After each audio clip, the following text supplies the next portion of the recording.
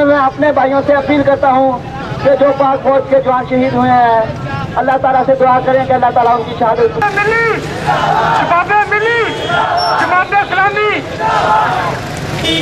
कि अमेरिका हमारा दोस्त है।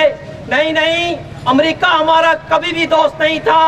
आप जब से पाकिस्तान बना है उस वक्त से ले लीजिए, पाकिस्तान को कभी भी हिंदू और ईसाई ने कभी भी कबूल भी नहीं किया। बारे में नहीं आया।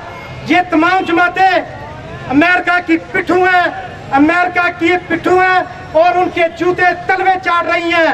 मेरे दोस्तों, मेरे भाइयों, अहले तौबा, सोचो अगर पाकिस्तान के अंदर कोई जमात है जो समझती है कि पाकिस्तान को बचाना है, पाकिस्तान को तरक्की दिलवानी है, इसमें नबी और अल्लाह ताला का कानून नाफिज करना है, वो जमात सिर्फ जमात इस्लामी है।